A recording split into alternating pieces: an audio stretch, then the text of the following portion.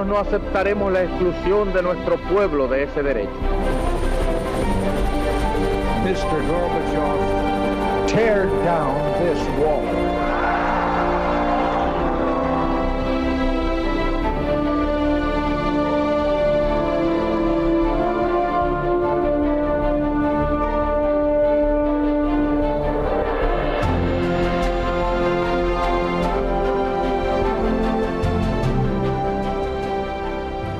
Muy buenas noches, señoras y señores. Bienvenidos a Tiempos Modernos.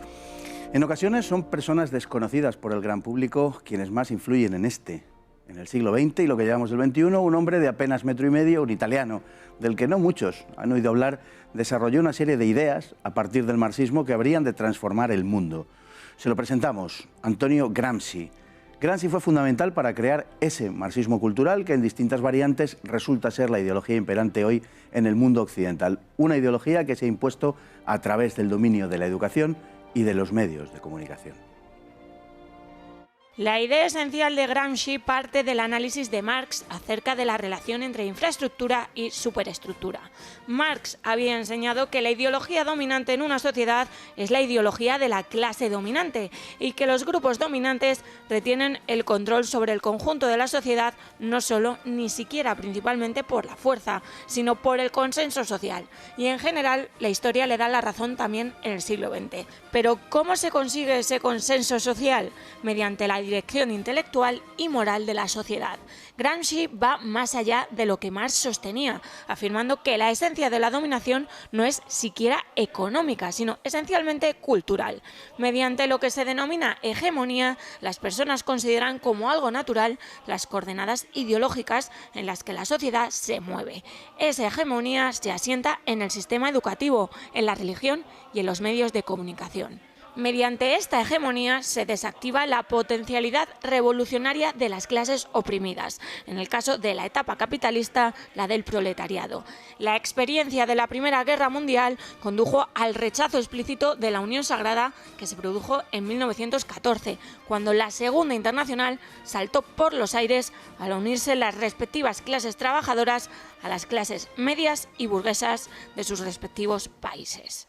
De modo que Gramsci subrayó lo que él entendía que era la utilización de la patria en beneficio de las clases propietarias. Al hacer descansar en la infraestructura económica la clave de la ordenación social, Marx sostenía que la ideología era la consecuencia de esta, pero Gramsci afirmó algo distinto. Hay que dirigir a la sociedad desde antes de conquistar el poder, de modo que la consecución de este aparezca como algo natural a quienes componen la sociedad. El acto revolucionario de la toma de poder, por tanto, resultará algo exento de los traumas que, de otro modo, serían inevitables y será visto como una consecuencia lógica. Gramsci percibió con nitidez quién era el gran enemigo básico de su visión ideológica, la Iglesia católica, a la que consideraba como la más tenaz en la lucha para impedir que oficialmente se formen dos religiones, aquella de los intelectuales y aquella de las almas simples.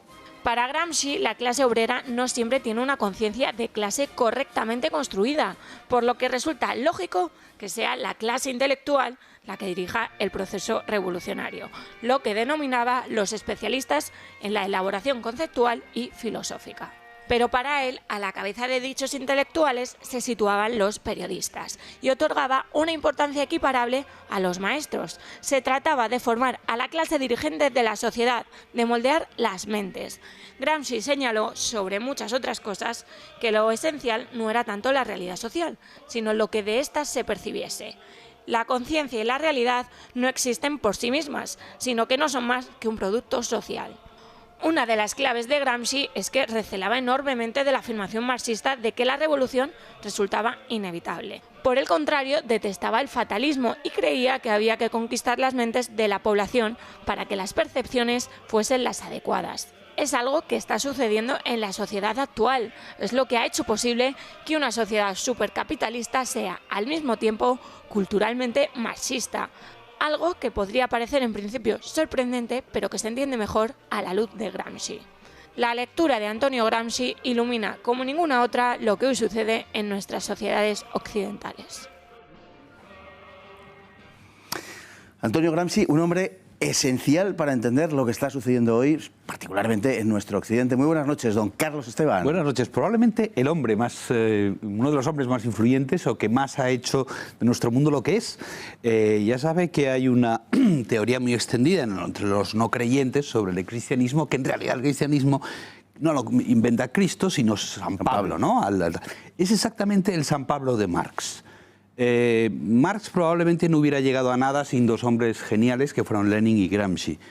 Lenin le contradijo en cuanto a que Marx pensaba que iba a ser el proletariado en sí mismo el que iba a hacer la revolución, y por un proceso absolutamente natural y científico, y Lenin dijo, no, tiene que haber una vanguardia revolucionaria porque estos no se enteran de nada y no lo van a hacer solos. Y Gramsci fue un paso más allá, que fue maravilloso, que es con lo de la infiltración, es decir, tú haz el largo camino por las instituciones, ¿no? Tú ve metiendo el marxismo, las ideas marxistas, sin llamarlas así, en toda la sociedad. Hablaba el reportaje sobre maestros y periodistas, por supuesto, en primer lugar la educación y los medios de comunicación, pero jueces, en sociedades intermedias, cualquier cosa valía, porque lo importante es que al final la ideología por defecto sea la marxista sin llamarle marxista.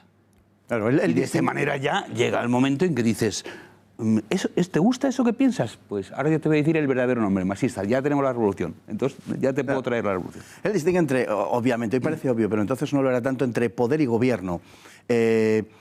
A él lo que le interesa es tener el poder, por supuesto, el gobierno ya vendrá. Y si tienes los medios de comunicación, si tienes la educación, si tienes esa infiltración social, tienes los artistas, los intelectuales, los periodistas, mira qué buen ejemplo, porque lo tenemos en España, lo hemos tenido muy bien, en realidad está en todo el mundo, pero en España lo podemos vivir fantásticamente. Hemos tenido un gobierno supuestamente de derechas, ¿verdad? El Partido Popular, y que ha mantenido todo este tiempo exactamente las mismas leyes que el Partido Socialista da las leyes, dice que es de tal, y parece que la derecha nunca está legitimada para gobernar, sino solamente para administrar.